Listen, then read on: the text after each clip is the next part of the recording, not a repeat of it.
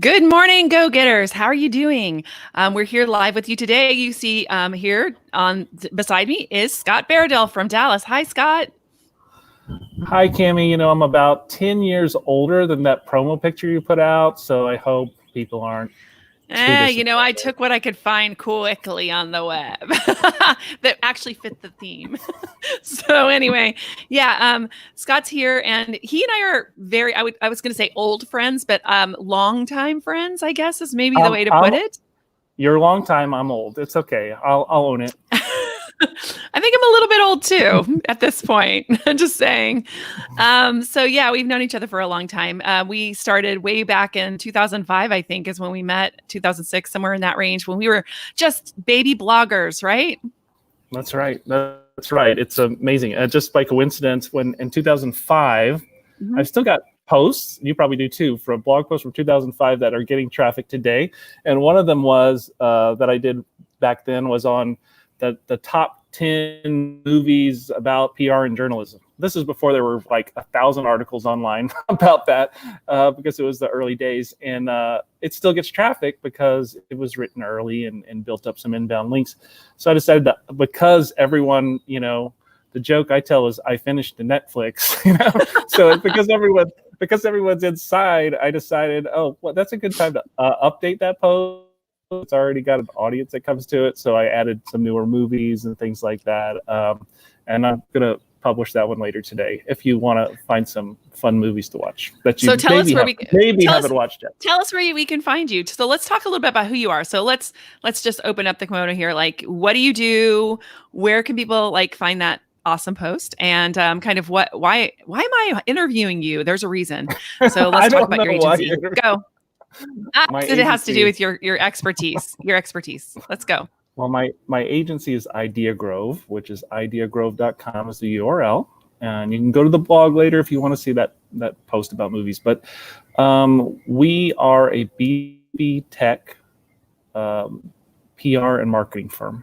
As opposed to integrated, I call us unified PR and marketing because we really are not. We've worked so hard over the years to break down all those silos that agencies typically have, because our idea is that this is all about story and having great stories. And everything else are just tools in the toolkit to tell that story.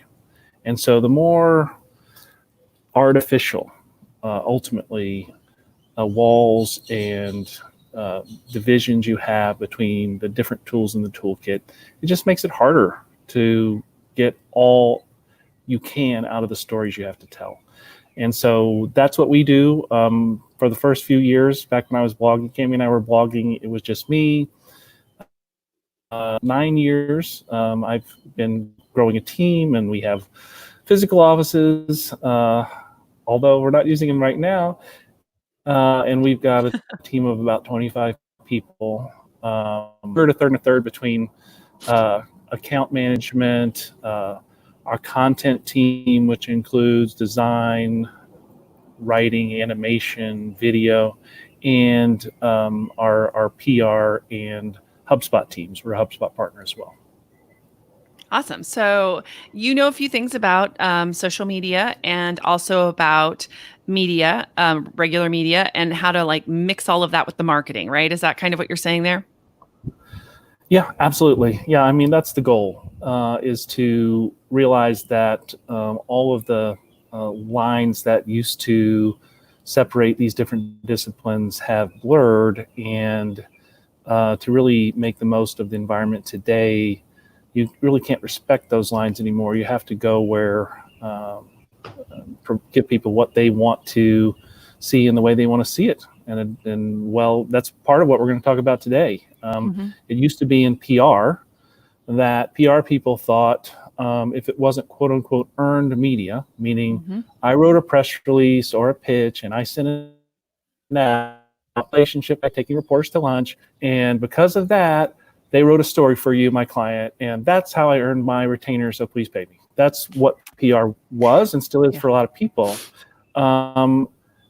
That's increasingly a failed business model because you've gone in 20 years from 2 PR people for every reporter to 6 PR people for every reporter, every publication has dramatically reduced staff. So today, if you send that same pitch, you'll get back, that's interesting story. Will you write it for me? Would you write a 1,200 word byline for me? And that's the difference between a 15-minute interview with a CEO and maybe 15 hours of pain, writing an article and getting it approved. And so this is the kind of thing that's changed in terms of traditional earned media. Also, that kind of traditional earned media has really been not something that small businesses, and I know this audience for this podcast is largely small businesses, doesn't have access to. A lot of small businesses can't afford a PR firm. Mm-hmm. And the idea of going out and forming relationships with reporters and building your own media list and doing all that, no way, you can't do that. There's no time for it. So, but the good news is that as the old ways of doing things have kind of broken down or evolved, there are new opportunities that are specifically of great value potentially to small businesses that you don't need a PR agency to pursue. And I call some of these, a subset of these, earned plus media. So because I'm tired of hearing about native advertising and sponsored content plus media, which I can explain why in a minute. But that's what I wanted to talk about today, because it's a great opportunity for small businesses to get PR without using an agency. Now, why do you dislike native and sponsor? Just thought I'd ask. Well, initially, the thought was really more for fellow PR practitioners. I am trying to save this to the extent I can as mm-hmm. one person, trying to save this business. I mean, PR people, too many PR people, not everybody, have painted themselves into a corner here. Mm-hmm. And when they hear native advertising, they like, oh, that's not for me. Sponsored. Oh, not for me. Mm-hmm. I do earned. Well, look, what I want to talk about. So let me give you an example. There's a program that I'm sure that if you guys are on LinkedIn, especially, you're exposed to called Forbes Councils. You'll see mm-hmm. these expert panels, these byline articles that appear from members of Forbes Councils. This is one of 3 organizations, one for Forbes, one for local business journals, and one for Ad Age in the marketing side of things, that a company called Community Company with a CEO whose name is Scott Gerber began developing a few years ago. First developed the Forbes one, then the Ad Age one, and then the Business Journal one. So to give you an idea what I mean by earned plus media and how it's a great opportunity for small businesses, with Forbes Councils, you pay a fee. So it is not earned media in the sense that a traditional PR firm would call it that. You pay about, for all of these, they're not exactly the same price, but it's around $2,000 a year to be a member. You have to be of a certain level in an organization, but if you're a small business owner, you would always qualify, and they'll put you in a council. For me, it's the agency council, because I own an agency. There's a technology. And I also am in the agency council. So in the agency council. And there's the finance councils, there's the technology council, there's a bunch of them, and for different categories. You have a number of networking opportunities and coaching opportunities and things that you can get through this membership. But I wanted to talk about the publishing component of it, because I think that has the most value. What you can do with Forbes Councils, once you're accepted, is you can do 3 things. You can write a byline article of between 500 and 800 words as often as every 3 weeks. That's how frequently they can get published. You write one, you wait for them to edit it, approve it, publish it. 3 weeks later, or if you're not writing what they want, hopefully you get the hang of it after a while, they'll kick it back, and maybe it takes 5 or 6 weeks. Yeah, there's some rules with it. There are some rules. Right. They're not. Obviously, this is not advertisement, okay? So you're writing, generally they want practical advice. They want you to be providing information that is going to be of value to readers. I call it Earn Plus because that's why it's not native advertising in that sense. It's something where you are given access to produce content for the publication, but if it doesn't meet their standards, they will kick it back until it does, or they'll recommend maybe we should write this for you. A good idea, but and so by the time it gets published, from my perspective, it's indistinguishable from what would be called earned media, in that it appears in Google News. It appears in, so all your news feeds get it. I mean, are you waiting to read what's in the Dallas Morning News if you're in Dallas or wherever location you're in, for a newspaper to plop on your front porch anymore? No, of course not. You look at your news feeds. So this appears in your news feeds indistinguishable from any other news. It appears as your LinkedIn connections in the news. So it has the same visibility and often more visibility than other placements. Do you know how many placements that we've made in trade journals and other publications for our clients that never appeared in Google News?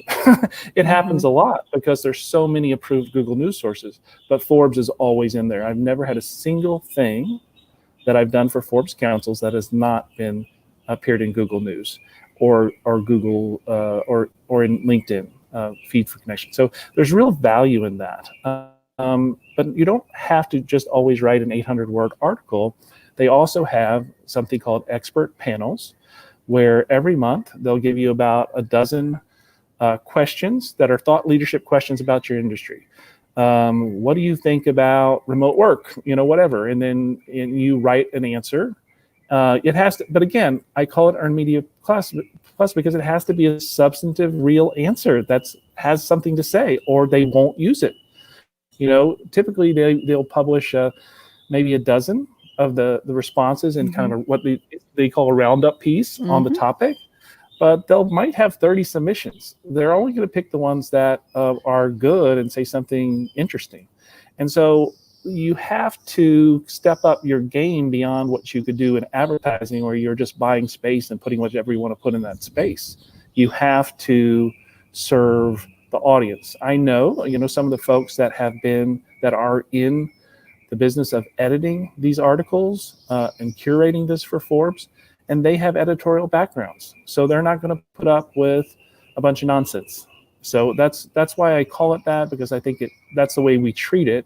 And that's how I think you as a small business can have the most success using it, is you take it seriously in that way. But it's a great outlet for getting out there and getting access to that kind of exposure without having to do all this rigmarole of forming a bunch of media relationships and taking people to lunch and all the things they think PR people do.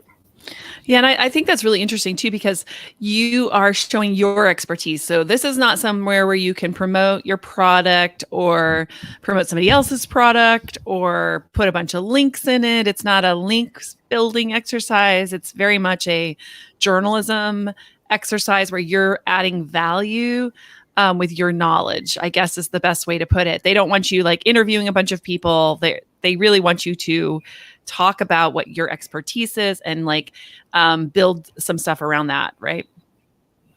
Absolutely. And I should add that in addition to Forbes Council, I'm a member of Business Journal's Leadership Trust, and we have some clients that are, I'm not currently, but we have a client currently that's a member of Ad Age Collective. Those are the other two. So Ad Age Collective is like Forbes Councils. It's just for people in marketing or MarTech to appear in Ad Age, which is obviously a great brand in marketing and advertising trades. Business journals, obviously there are over 40. And what did you call the name of the organization? So there's the Forbes Councils. Well, what's the business journal? Let me just start to make it easy. I'll say there's an overall organization that owns and runs all of these called Community Company, and their website is community.co. So all the information that I'm sharing, and by the way, they're not a client or anything, we just like them. All the information about the stuff you can find there. But Forbes Councils is the one we first discussed. Business Journals Leadership Trust is the second, and Ad Age Collective are the third. And so business journals, those appear in local business journals. You apply through the local business journal in your market. Now, keep in mind that even though business journals that owns all these publications wants it to be in all their markets. They've been rolling it out one market at a time. So I can tell you right now, it's in Atlanta, Austin, Buffalo, Dallas, Denver, Houston, Kansas City, Milwaukee, Pittsburgh, Puget Sound, San Antonio, St. Louis. So it's only in those 8 or 10 markets right now. And that's happened over a period of about 2 years. So they're rolling this out relatively slowly, but ultimately it's going to be in over 40 markets. And it's very similar to Forbes Councils. I actually like the one that we, going through Dallas Business Journal's Leadership Trust, because generally in the expert panels, these are little things that you'll care about as you get more into it. You might have 16 expert panelists in a Forbes Councils article, but in a Business Journal's article, you might have 4 or 5. So you get more exposure, relatively speaking, because it's newer, and so it's not as subscribed. It's saturated, yeah. But it works, not nearly saturated. The other thing that I wanted to talk about that is part of this as well that you haven't really talked about, but which I think is also an advantage beyond just the publishing, is the actual community part of it. So they do have an online community where you can connect with other people that are kind of at the same level as you are, which is kind of cool because you can get to know people that you really wouldn't have been able to otherwise, and you can do referrals to each other, and it's pretty powerful if you use it the right way. Absolutely. You can, they have or had and will have again physical meetups and things, and there is just within the membership section of these sites, you can have dialogue. There's also available coaching. For example, I don't know if they're doing it now, but they had several free sessions. They're doing some. They're doing free sessions and paid. They're doing both. So that's all valuable as well. Some to some folks more than others, but I think it's a real shame to not take advantage at least of the publishing component of it. So which is what I was focusing a little bit more on, and frankly, that's what I use more of. Before I forget, something to keep in mind is with Forbes Councils and Ad Age Collective, those both appear in Google News. Business Journals, Leadership Trust, those do not appear in Google News yet. So they don't have as much value. All of them are appearing as, like for example, in your LinkedIn feed as connections in the news. Also, they've begun adding. I don't know if you saw that. I've just saw this recently and just started using it recently. They have something called Member News, which now appears in your LinkedIn feed as well. So you can actually post a press release or your news there. I did this through Business Journals. I haven't seen it in Forbes Councils, but even on any of the pages, it's kind of hidden as an option. So I just reached out to them directly, and they said, yeah, go to this link, and we can share that as a follow-up. And you put your news here. And basically, whether you have a press release or not, you have to have something online that validates your news. It can be a press release. It can just be a blog post on your site, and it can be you got a promotion, or it can be your company landed a new client, or any kind of achievement for your small business. Just post about it somewhere because they require a link, and then you put a summary of the news and why they should care. And then if it meets the standard, within 2 to 3 weeks, they will publish it as Member News, and it'll appear in all your feeds. Probably get more exposure through your social feeds than a Business Wire news release would, which cost $1,000 each. Well, and that's the other thing I was going to say. I mean, I was going to ask you that because like a Business Wire news release costs about $1,000. So I mean, this kind of a program, if it costs about $2,000 a year, that's like the equivalent of 2 press releases, if you want to look at it that way. Yeah. Absolutely. Keep in mind on this one that it's not the best for like hot news or breaking news, because they do tell you when you submit it that there's a 2 to 3 week lag time before it will actually appear. But for something like we moved in, like I submitted, we just moved into new offices, or we hope to actually go into the new offices. Or you're paying for new offices as of April 1st. We Eventually, you'll get been able to there. go in there. Sorry. At least and it's real in terms of the rent. So we submitted that, just the new location and all that, and that's fine if it appears in 2 or 3 weeks. So, but if it's like hot news, it's not the best vehicle for that. But Well, and one of the will get you some nice exposure in social.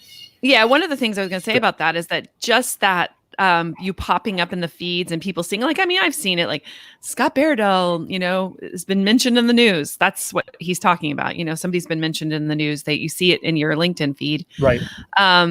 That's really interesting because it puts you at the top of mind for people. So it may be, I was just talking to you before we got on, that even these live streams just popping up all the time, it reminds your clients that you're there, and they may think, oh, I need to get in touch with Cami to do XYZ, and it helps to keep you at the top of mind. And I think that's one of the things that's really hard, especially like in this environment we're in right now. I have to be honest, like with coronavirus on the rampage at the moment, and the news cycle's completely full of that, rightfully so. Right. How do you break into news right now? I mean, I don't know, unless you have a real specific angle that either that or some really good news, I think might do well right now, because some people are looking for good news. But can you talk in general about what people are looking for right now, content wise, in this cycle? Yeah. Well, yeah, big picture. Remember, we've talked about there's this at the outset. There's this trend where you've got fewer and fewer and fewer staff journalists that any publication can assign to a story, which is why there's an increasing demand for you to write the story, write byline articles and things that you're submitting to fill that content void. Well, what's happened now, when there's any huge story, this being a great example, the number of available staff reporters has probably been cut in half from what it was 3 or 4 weeks ago. Yeah. Because everyone's being assigned coronavirus stories. That doesn't mean that they don't need, no one wants to be, if they're not a healthcare publication, they don't want to have all their articles be on coronavirus, however. So they still have a demand, and I would say it hasn't even decreased, for stories about other things. I mean, how many stories can you read about remote work, honestly? How many stories can you read about other, Zoom and, come on. I mean, there's 1,000 stories today written on Zoom and some of these topics, and people want to see something else also. So the result of that is, I think, when you have a good story, it's a little harder to get people's attention, but be persistent. You get their attention, you'll generally be asked to produce the story. That said, if it's coronavirus related, if your if your company is doing something to help, I think it's a good thing to do, to let people know. You can let people know in a way that doesn't come off as self-promoting, but it's a good way of encouraging others to do the same. So don't think of it as being exploitative or self-promoting to say, hey, our business cares and we're going to do these things. Just be straightforward and honest about it. It's not to pat yourself on the back. It's to encourage people to pay it forward. But I think the actions are like the more important part of that. Like, instead of just saying we're thinking about you and thoughts and prayers and we're helping. I mean, there's been a lot of backlash, I think, too, against companies that just come out and say, well, we're taking care of our workers. And I don't know, there's just like a lack of news in the news, I guess is the way to put it. Absolutely. Well, the worst part, and I think we've seen a lot of backlash and things in terms of social posts and articles, is how many emails we've all gotten about saying we're working on this or we're doing our best and we're going to keep stay in business. And I think that's more of a problem with CRM, sorting and cleaning, than anything else, because I'll get something else like, okay, I'm glad you're doing okay, but who are you? Maybe I bought something on your website in 2012. I'm not sure. So in other words, for us, we have about 20 clients. We know them all. We talk to them every day. So us sending them an update and letting them know how things are going, how we're adjusting, just so they know if there are any changes in how we interact or whatever, communicating that's all what you should do. But if you're just a business that has a, CRM with 10,000 names in it, please, those are not people you have relationships with, and they're going to assume that their SaaS product is still going to work. And so why do you, I have to be honest. Tell them that. Yeah. It's like online. We're making sure our employees are not touching each other, and your software will continue to work. Okay. It's like, as long as you don't touch me, fine. Just let me use your product. The other thing that I've seen that's really bad, like let's talk about bad actors a little bit. So one of the ones that's really bad that I've seen is, hey, we have this really great antivirus program for your computer. So this is the time to get protection. Sorry, I can't even hardly. That would be a bad actor. Yeah, there's a few of those out there. So yeah, I mean, if and I've seen it a lot too. Like, there's been a lot of ads that have popped up too for antivirus. I think it's like this idea that it's going to transfer over into viruses, right? Computer people. Gosh. Well, it brings up another point that I was struggling with, because I've been doing more writing for the blog and things lately, and I realize there's this balancing act here, because this is something that spending all your time indoors, which is how most people are affected by this. Well, you're on your back porch, but we're indoors over here. But it will drive you crazy, right? And you want to have a little fun with that at a certain point. Like, I like the joke about I finished Netflix, and it's like it's just normal to have a little gallows humor and to have some fun with it and not be so somber and serious all the time. Yeah. However, if you publish something in kind of a facetious or dismissive kind of tone, or if it comes off that way, the people increasingly, and we could get up to 100,000 or 200,000 deaths, which is going to affect lots of people. Knowing the tone of any of your communications, and how to balance, coming off as kind of maudlin versus dismissive is a particular challenge right now, because your emotions are high. So I would just say, you have some empathy and try to think about all the different kinds of folks who might access your content, and try to be respectful of all those different perspectives. Right. And you may not be able to strike the right tone, even if you try really hard, because everybody has a different level for tolerance to humor, I guess, is the best way to put it. And I guess the closer it gets to home for you, the harder it is. Like, if you have a husband or a wife or a loved one going off every day to be on the front lines working in healthcare. I mean, we work for a hospital system, so that's huge for us. Afraid of their lives every day. There's maybe a bit of a, you people don't really understand what we're going through. Yes, exactly. that you kind of like get there. It's like, no, we don't. And so it's like so terrible for you. You have to stay home, rough for life for you, right? Exactly. Exactly. I don't know. Exactly. I think humor is a real tough one, because I like to be humorous too, and you know that. You and I are similar in that way. So I like to push a little bit, and it's too soon for some stuff. So I would say be careful, but people are looking to be entertained. Yeah. That I think is happening. People are looking for entertainment.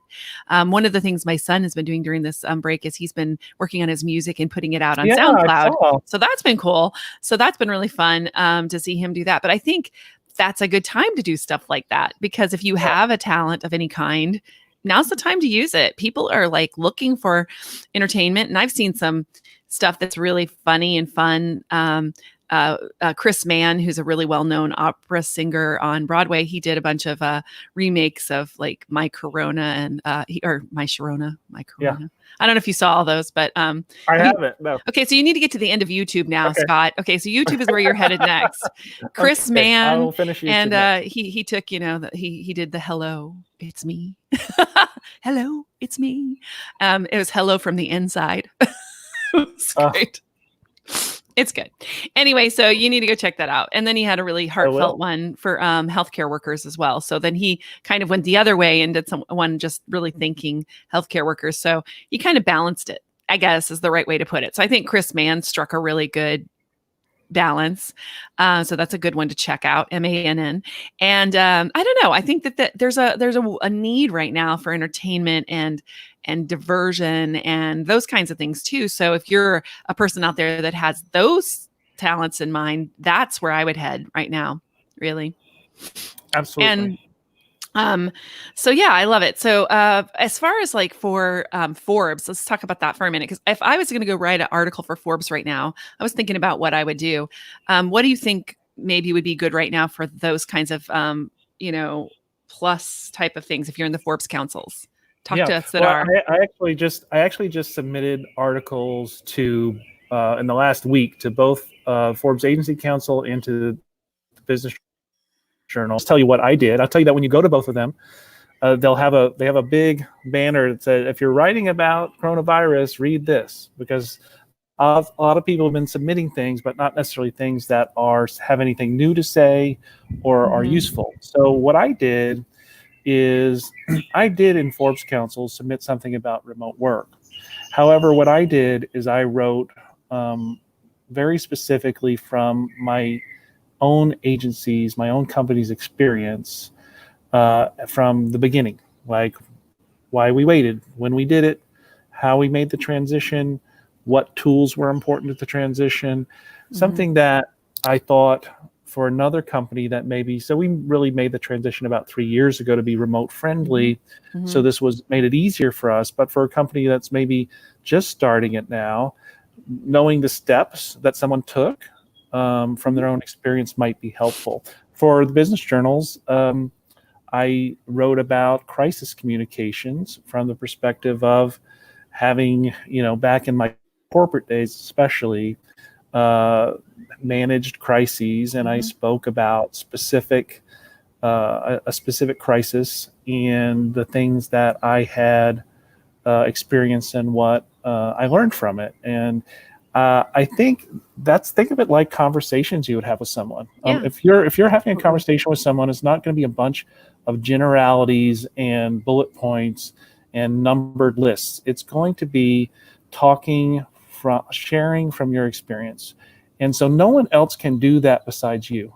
So if you are doing that, whether it's something related to even remote work, which has been written about a lot, or it can be any topic, just share knowledge and advice that's sincere from your experience, and I think it'll be received well. That, my friend, is awesome. And it kind of brings us to the end. So, because we're out of time, but thank you so much for taking time to come and talk with us today. Can you tell people again where they can find you? I'll actually share it. Okay. Our website is ideagrove, like an orangegrove.com. And so you can find us there. I see, Cammie, you've got your handle there. I didn't put mine. My Twitter is Dallas Inbound. So I'm fairly active on Twitter as well. Hope to engage, and I appreciate you giving me the chance to chat with you. Cammie Chat. There it is. Cammie Chat and Dallas That's Inbound. Your brand. This chat is very on brand for Cammie Chat. It is kind of, I mean, I've always been the Cammie Chat. That came from my AOL handle, right? I didn't know that. You probably told me, but I forgot. Yeah, I don't know. So yeah, I did. So my in my AOL chat, for those of you who don't know who that is, excuse me, I'm sorry, but that's just where we're at. I'm an old lady. What can I say? Oh, thanks for the update, guys. I'm Friday. Thank you guys. Thanks for being here and talking to us. I have a little comment, so you can put the comments here on the top. I'm Friday. And then this is Dallas Inbound. So definitely get in touch with Scott. He's awesome. I've really loved knowing him over the years. Actually, he was the first person who linked to me on my blog. So he holds a special place in my heart. He made me who I am. Just kidding. But yeah, he did kind of. So anyway, so I appreciate him very much. And it's really great to catch up, Scott. So keep in touch. Well, thanks for reaching out, and let's stay in touch even when it's not in front of a bunch of people on LinkedIn. That'd be awesome. And other platforms. We're on 4 platforms. So anyway, take care. 4 platforms. Yeah. All right, take bye. care, guys.